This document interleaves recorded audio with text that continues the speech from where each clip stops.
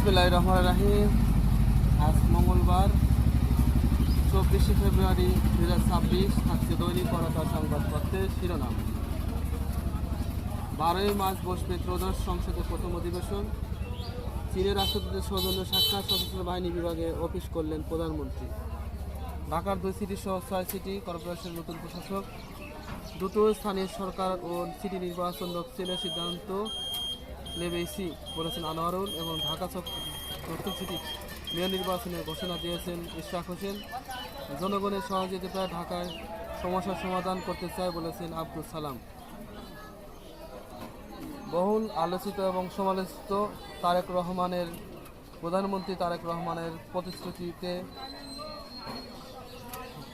Family card 10ই March থেকে চালু হতে যাচ্ছে। বছরে ব্যয় হবে 12,000 কোটি টাকা এবং শিগগিরই শুরু হচ্ছে কৃষক কার্ড বিতরণ বলেছেন তথ্যমন্ত্রী।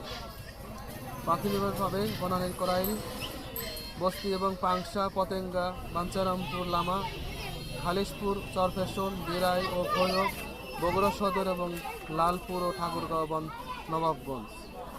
আওয়ামী লীগের অফিস খোলার বিষয়ে আইনগত দেখা হবে বলেছেন মির্জা ফখরুল ইসলাম আলমগীর, এবং নারী সংরক্ষিত আসনের ভোটার তালিকায় ইসিতে। নড়াইলে দুই পক্ষের সংঘর্ষে বাবা ছেলে সহ নিহত 5। হাসনাত কই লিপ্ত দোকান খোলা শুরু করছে পাটোয়ারি বলেছেন, এবং বাংলাদেশ তার সার্বভৌমত্ব রক্ষা করবে, অন্য দেশের হস্তক্ষেপ চায় না বলেছেন পররাষ্ট্রমন্ত্রী। নির্দোষদের হয়রানি নয়, অপরাধীদের প্রাপ্য সাজা পেতেই হবে বলেছেন নতুন চিফ প্রসিকিউশন। এবং সরকারের কাছে নতুন দাবি দাবি করেছেন চেম্বার অব